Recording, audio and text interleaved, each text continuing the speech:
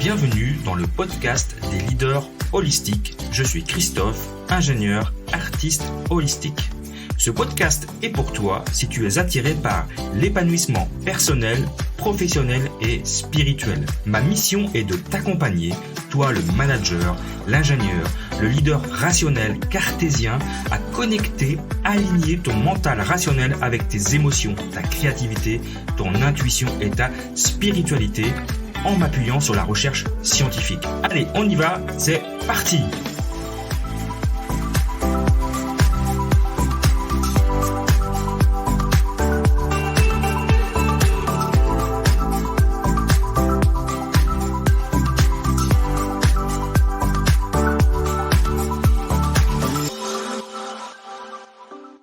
Bienvenue dans ce nouvel épisode du podcast Leadership Holistique.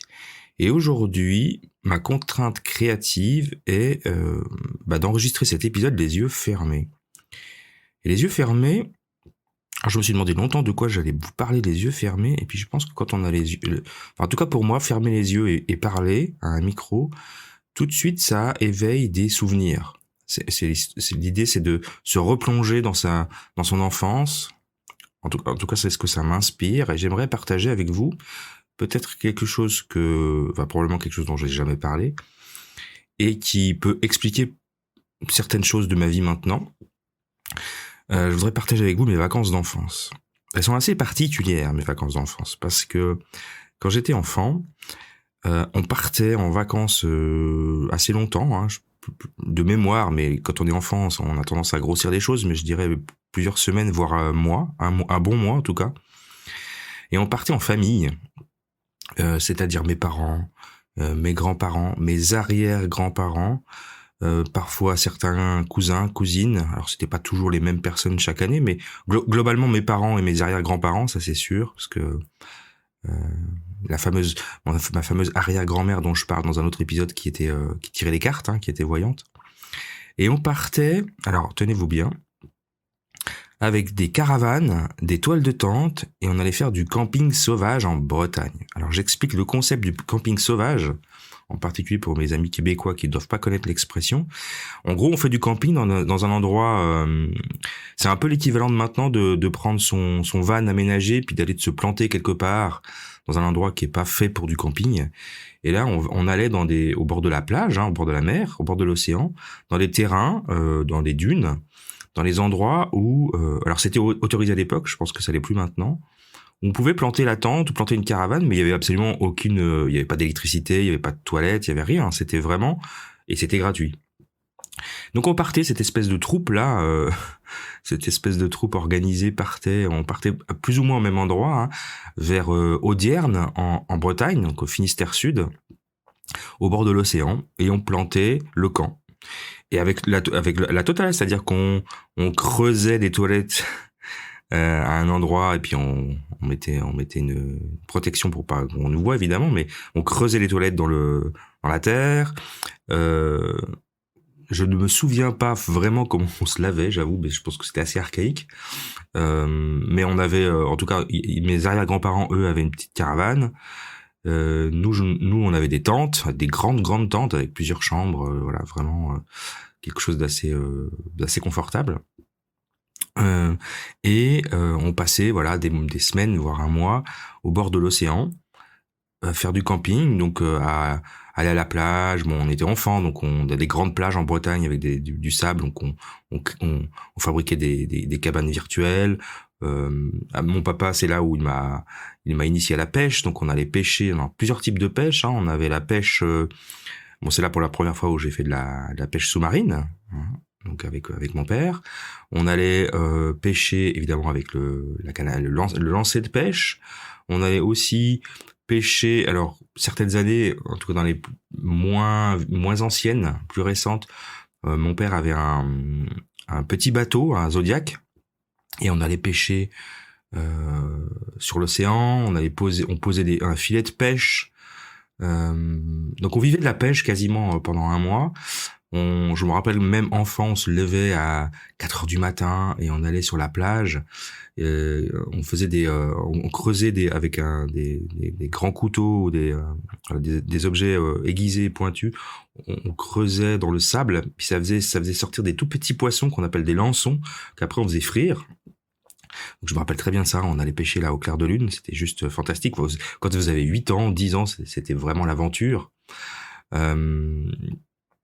On allait, on pratiquait toutes sortes de pêches, toutes sortes de jeux, c'était totalement insouciant. Alors il y avait évidemment pas de smartphone, pas d'internet, pas de réseaux sociaux.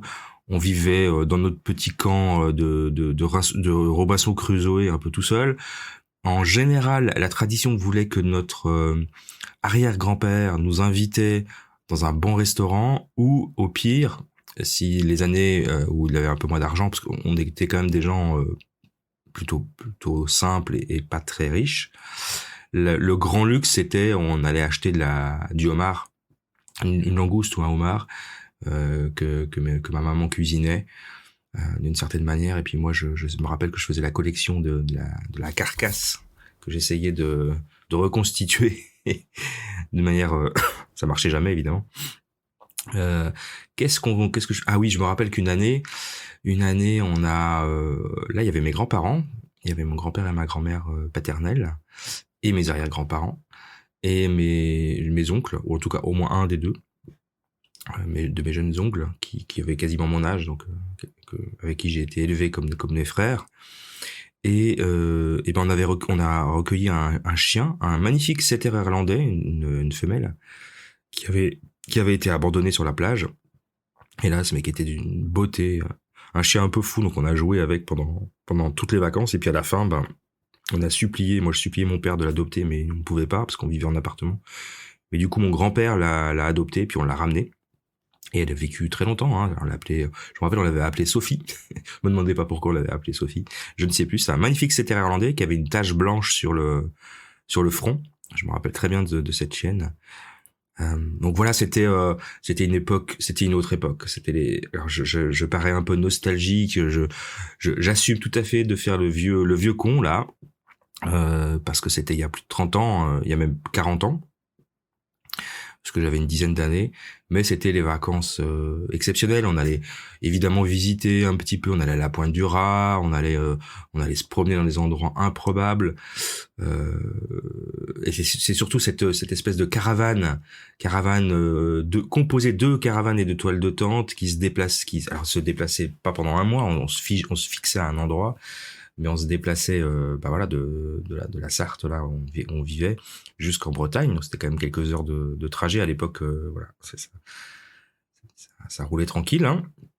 Et c'était ces vacances insouciantes. Alors parfois, en effet, c'était la Bretagne, donc parfois avec la pluie, le mauvais temps, ça pouvait être compliqué. Parfois, on avait aussi des voisins un peu bizarres, un peu spéciaux, parce qu'il y avait quand même quelques personnes qui venaient s'installer dans ces endroits, puisque c'est des endroits qui étaient libres et qu'il n'y avait pas de surveillance et que c'était gratuit. Parfois, on avait des voisins, alors des voisins lointains, hein, parce qu'on avait suffisamment d'espace pour ne pas se marcher les uns sur les autres, mais on pouvait avoir des voisins un petit peu brillants, alcoolisés, enfin ce genre de choses. Mais je me souviens pas de problèmes particuliers, en tout cas je les ai oubliés, mais je me souviens surtout alors c'était l'insouciance, c'était la famille, c'était la pêche, c'était partager des bonnes choses, c'était des longues discussions avec mes grands-parents, mes arrière-grands-parents. C'était voilà, donc et je pense que ça a probablement généré en moi ce goût du voyage, ce goût aussi de l'aventure, cet attachement profond à la famille, que ce soit une famille de sang ou une famille de spirituelle, voilà. Donc je pense que ça a vraiment ancré en moi des valeurs très profondes, et puis ça laisse vraiment des souvenirs dignes de ces années 80, très insouciantes, très douces, très actives quand même, hein. C'était, je veux dire, on passait nos journées dehors, parce que de toute façon, voilà, quand on vit pendant un mois dans une toile de tente, on n'a pas d'autre choix que de passer ses journées dehors, entre plage, océan, pêche, jeux, parce qu'on était plusieurs, il y avait ma sœur, il y avait des cousins, des cousines, enfin voilà, on était plusieurs enfants. Voilà, j'ai même le sourire parce que c'est vraiment des, ouais, alors je pense que j'ai un peu idéalisé ces souvenirs, mais c'était tellement des beaux moments qui sont partis parce que mes grands-parents sont partis, mes arrière-grands-parents sont partis. Voilà, c'est le genre de vacances qu'on ne peut plus vivre maintenant, en tout cas pas avec cette formule de camping sauvage, caravane, toile de tente à 10 mètres de l'océan, quoi. J'exagère à peine, hein. Donc des feux de camp, des nuits étoilées, des choses juste merveilleuses qui laissent en moi de très beaux souvenirs, et je suis très heureux d'avoir pu les vivre finalement et de les partager avec vous aujourd'hui. Donc voilà, il y avait pas c'était pas un message particulier aujourd'hui, c'était surtout cette idée de temps en temps, peut-être prendre le temps de fermer les yeux et de se rappeler ces beaux souvenirs, ces beaux moments qu'on a vécus, soit en famille, soit avec les amis. Euh, de temps en temps, ça permet de faire cet exercice de gratitude que je suis en train de faire en ce moment en live avec vous et qui fait du bien, et je pense que ça s'entend dans ma voix. Voilà, c'était mon message du jour. En tout cas, je vous remercie d'avoir passé ces quelques moments et d'avoir partagé mes souvenirs de vacances d'enfance avec moi. Et je vous retrouve dans un prochain épisode. Belle journée.